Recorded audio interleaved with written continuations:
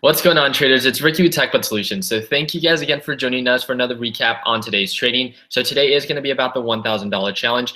Finally, out of last week's trades, I'm building a little bit more of a cushion now for this upcoming week. I ended up not being able to day trade with my $1,000 Robinhood account because I was out of day trades, right? With that 3 PDT rule, yes, I know it sucks, but definitely this is why we're doing this $1,000 challenge and how to overcome those hesitations. So if you guys aren't part of the $1,000 challenge and would like to join, the link is provided for you down below. We'd love to be a part of your success. We're sitting a little bit over 18,000 members now worldwide, and the thing that we do best within TechBud Solutions is share best practices, share mistakes, and effort to promote growth.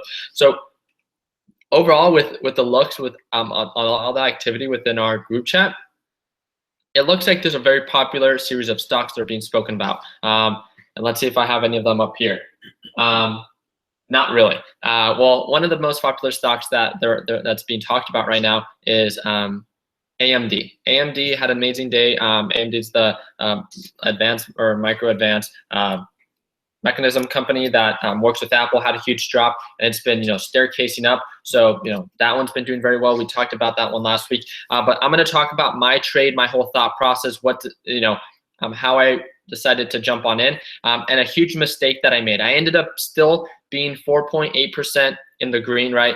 And I locked in my profits. It wasn't any of that. And I'm going to talk about 3 stocks that I was analyzing, I missed out on, and what I can improve, right, with myself. So that's the whole point of these recap videos, is for me to pretty much share my whole thought process, what I did good, what I did bad, an effort from you guys to hopefully learn from that, and not repeat the same mistakes that I make, because that's the whole point of networking and helping one another out. And what we do best within TechBud Solutions is if I make a mistake, I make it clear and state it and put it out there for everyone, so you guys don't have to lose money in what I lost money in. And that's the whole point of this group. So I hope you guys understand this. And in no way, no matter what it is that you're investing in, if you know one thing about investing, you should never trade based on anyone else's opinion. If you as an investor cannot identify and see the potential in a stock, then you should not trade it. And let me go ahead and start sharing my screen before I start mumbling on, and go from there. So I apologize that we didn't do the live trading right as the market opened. I had a call in the morning and it just didn't allow me to do that. But something that happened, and again, it's all about being patient. I'm going to talk about first NAK. NAK had a solid drop to the 174 support, and the reason that we knew it was a support was based on its previous day yesterday. That's pretty much where it held, and during after market hours yesterday, it ended up holding above 175. Now it ended up going to lows of 174, and I didn't jump in. And the reason I call that my mistake is because I knew that 174, 175 was the current support, based on it being an old resistance. So like we know, old resistance become new support levels, and then new support levels or old support levels become new resistance levels. But pretty much I missed out on it. I could have set up an easy plan of getting in at 174, cutting losses, anything below that, and my potential for profit to sell at 180 to where it peaked out at 183 was a lot greater. The potential for profit, if I calculate it correctly, was about 4%. So again, nothing crazy, but again, with this $1,000 challenge, you only need to be hitting 2.33% profit a day on average 3 days out of a week to hit this growth with the power of compounding interest. So that was an area of opportunity for me. I just didn't pull the trigger on this one, and it really just came down to me being a little bit skeptical of NAK, because I've taken losses on NAK and I let my emotions get the best of me. And that's one of the biggest things, is always trade based on what the graph is giving you and not based on your emotions. If you're not feeling it, or you don't feel comfortable trading, then 100% don't trade it. But if you're going based on just something that happened, a couple weeks ago, you took a loss on NAK, so you have some hard or uncomfortable feelings with this specific stock. Again, the stock doesn't care about you. It's nothing that has feelings. It's really just a movement in price, and it comes down to you as an investor to put those emotions away and move on forward and make sure that you set up a proper plan for success. And that's something that I had, but I didn't pull the trigger on. And again, that's an area of opportunity for me. mtbc. mtbc was one that I called out during right as the market opened, and the reason that I called this out is because of the upward momentum that I was seeing during pre-market hours, and right as the market opened, it went from 208 to highs of 215, came down, and this is where I missed out at. I knew that there was a support at $2, and the reason I knew that was because we've traded MTBC multiple times within the past 2 to 3 weeks, and I knew 100% that there was a support there, and I knew it was most likely going to bounce.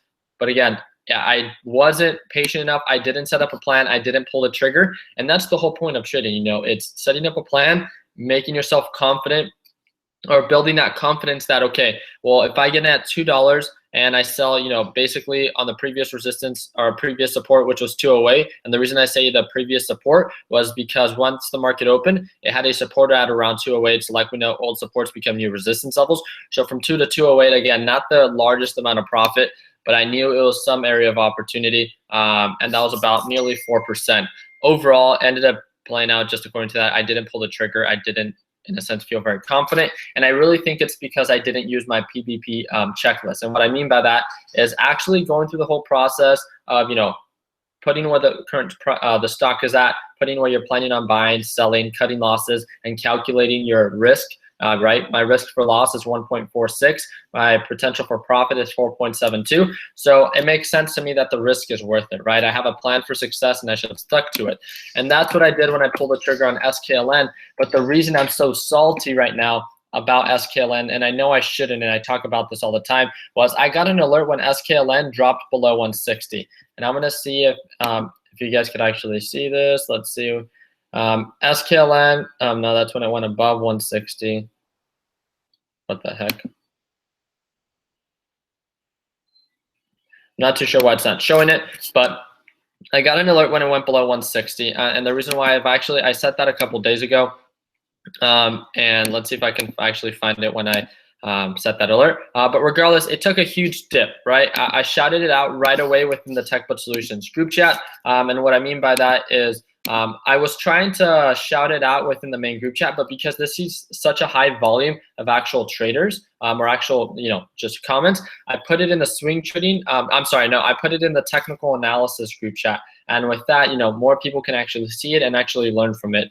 And right now it's at 183, so that's great. But pretty much what I saw was this is why I chase red stock. So overall, skln is down 9.41%, basically from where it's at right now. But what I was focusing on was this huge drop that it had. I'm gonna go to 1 minute candlesticks, and this huge drop that it had. It first had this huge red candlestick, not too sure if you guys can see it, all the way down to a low of 155, came back up, you know, the support, it pretty much dropped, it bounced, and it came back up back to pretty much where it was.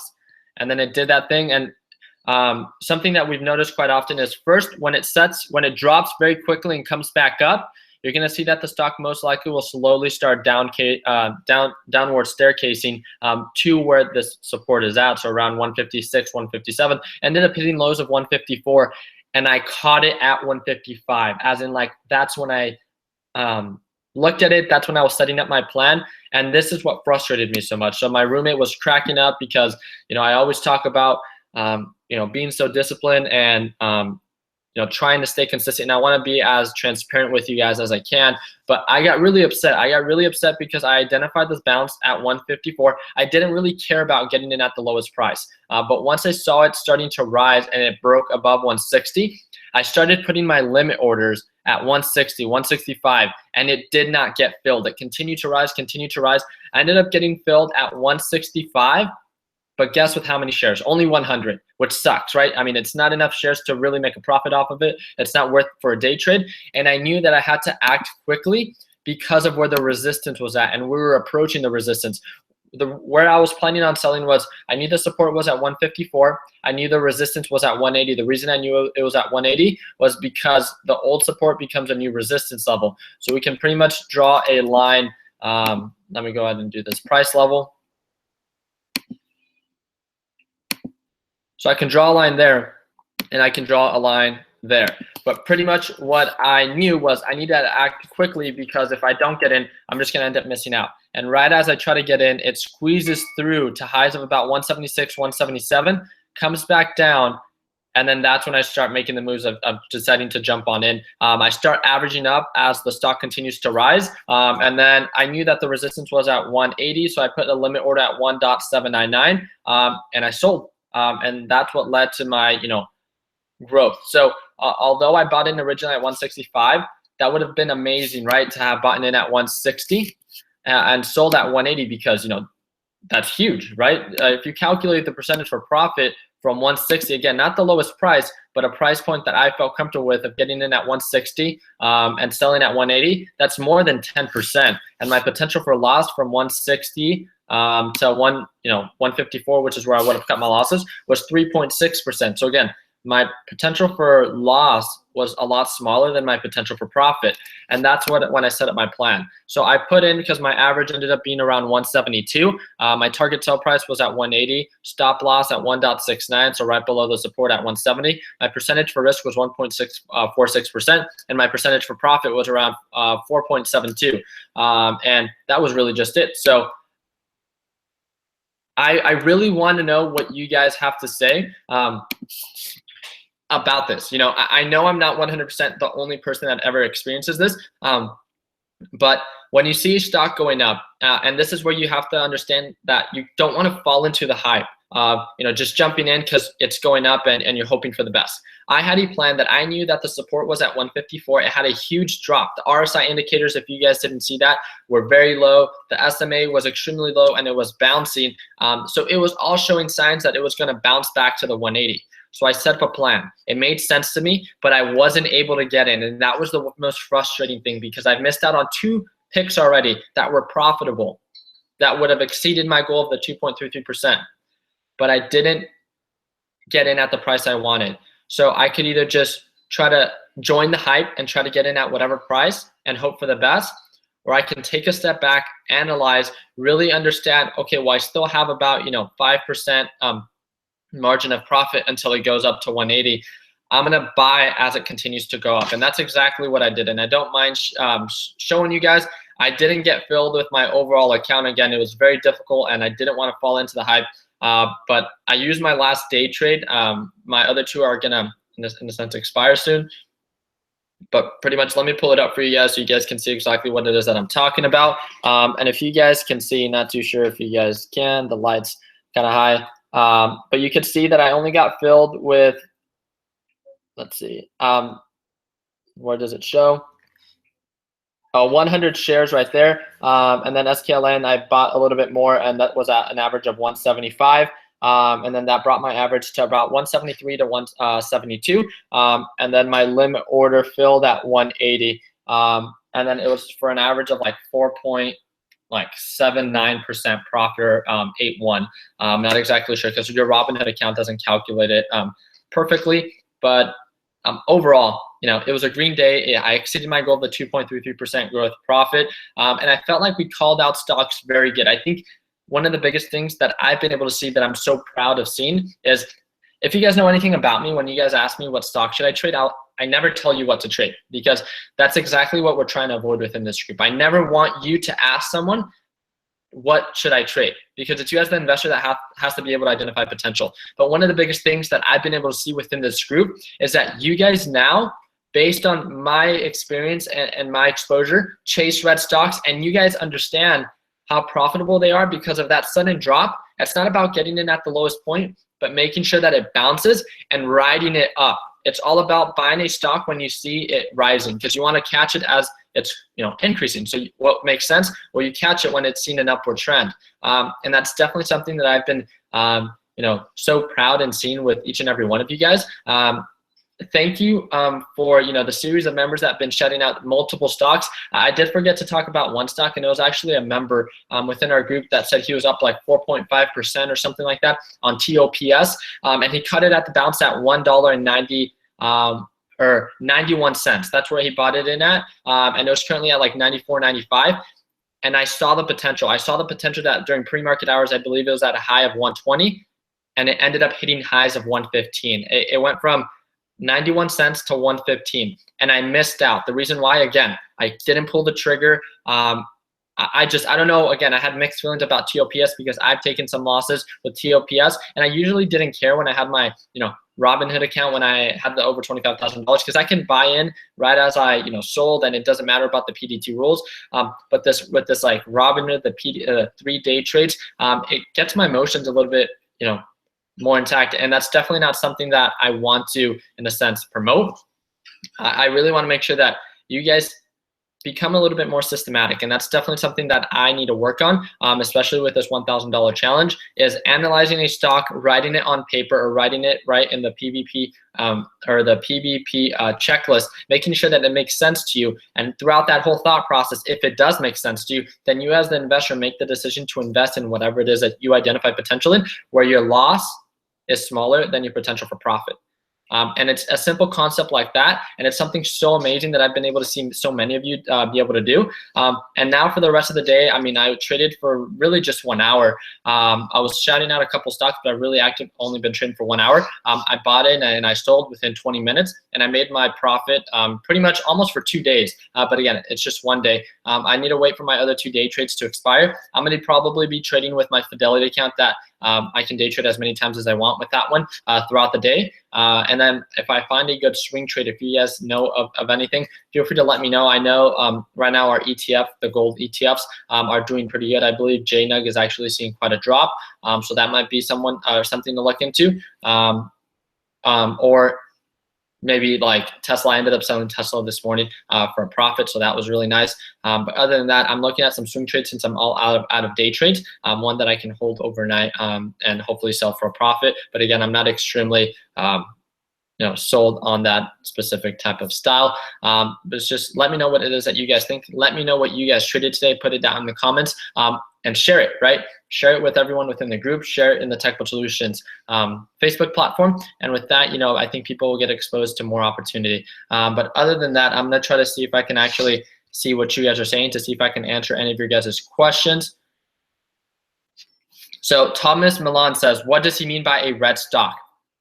Well, not necessarily does it always have to be a red stock, but what I mean is if you saw my trade on skln, all of a sudden it took a huge dip. It was trading at like $192, and all of a sudden it takes a dip to $1.50. So because of that sudden drop that it has, people usually take a step back and they're like, I don't want to trade that stock. But what you don't understand is as a day trader, you don't care where that stock stands as of that day. All you care about is the margin of potential profit that it has. So if it has a huge drop to $1.50 and it starts riding back up, that it's not 100%, but doesn't it only make sense that it'll start staircasing back up to where it was? And for all those that are holding, yes, they're going to break even. But for those that bought in as it's rising up and at the lower point at 150, 160, 170 and start riding it as it goes up, then you're buying and selling for a profit because you don't care where the stock stands for the day. All you care about is identifying margins of profit, setting up a plan, and trading according to that. That's one of the biggest things. Identify potential, set up a plan for success that makes sense to you, and then stick to that and execute. And I think that's really going to help you guys out.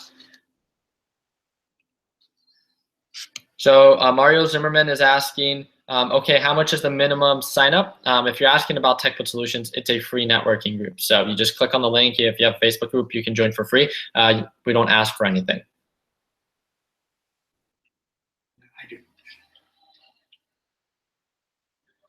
So James Scott says with starting with $200, but it seems to but I seem to never find a stock or know where to research them. That's definitely something that people encounter a lot. I think you should join, if you're not already, James Scott, in our group. I am going to upload an analysis video, meaning that it's something that I've been doing quite often, and I prepare for tomorrow's trades by performing a series of technical analysis on stocks that I have on my watch list. And in doing that is I filter out some stocks like the ones that we did yesterday to identify potential. And I think in doing that, seeing how I do it can maybe open your eyes on how you can do it to, maybe perform technical analysis in the stocks in your watch list so you can trade, so you can plan accordingly and then trade accordingly as well. So Andre Barnes says, hey, Ricky, I'm not on Facebook. Can you DM me the link to the Technical Solutions group chat? The best way to do it is, feel free to email me and then I'll add you through that. I apologize because, yeah, that's the only way that I can really do it. So feel free to email me at techbuds@mail.com. Put Andre Barnes from YouTube and then I'll add you. Thank you.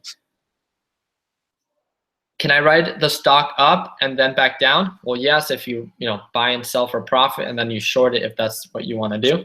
And that's by Peter Rodner.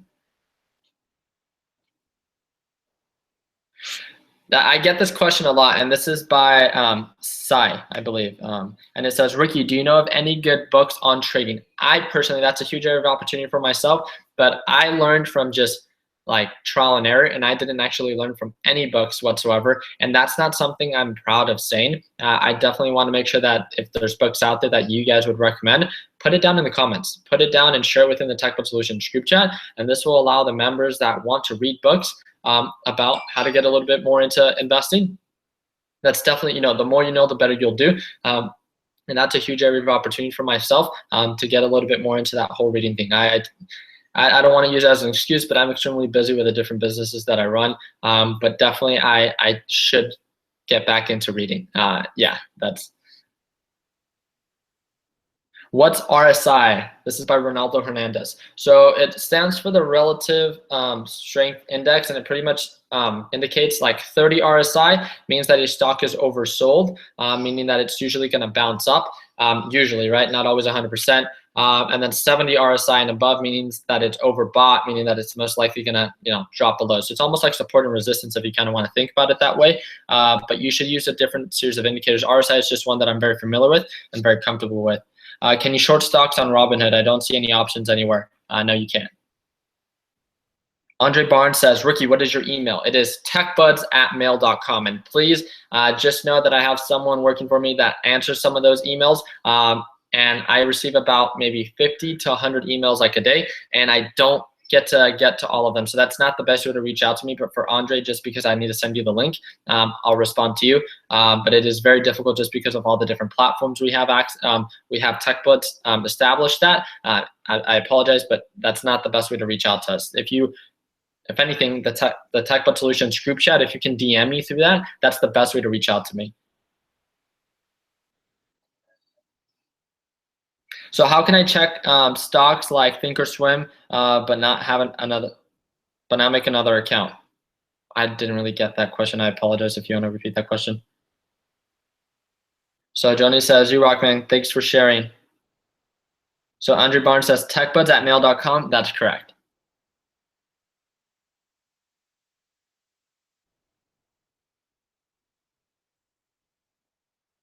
Alrighty, so Austin Gibson says, how do I set up RSI on Thinkorswim or that other thing that you? Okay, so Austin Gibson, I'm gonna do this and then I'm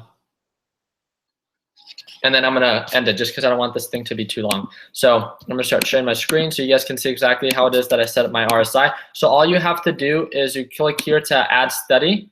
You click edit studies, and then you just search up RSI.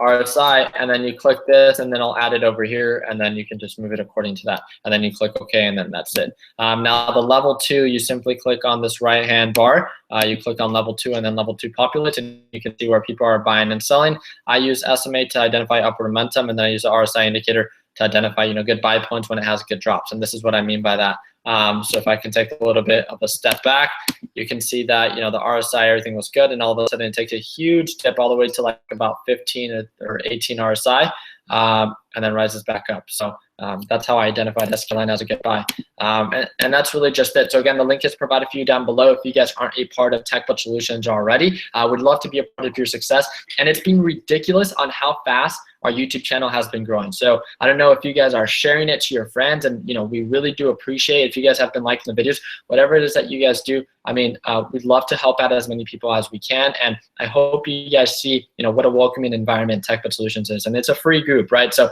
how can you not benefit from it, especially when you have a supportive community like us. So if you guys can share and like and subscribe, like always, we'd greatly appreciate it. And if there's anything that I can do to help you guys out, again, 100% the best way to reach out to me is within the TechBud Solutions group chat. DM me through that, so direct message me, and I'd love to help you guys out any way that I can. I do have a series of things that I'm going to be doing today, but I could always make time to help you guys out. Stay tuned for our second upload for the day, and that's going to be analyzing stocks to trade for tomorrow. And I hope you guys enjoyed today's video. And if you guys did, really do appreciate it. And we can't thank you guys enough for all the support that you guys give us.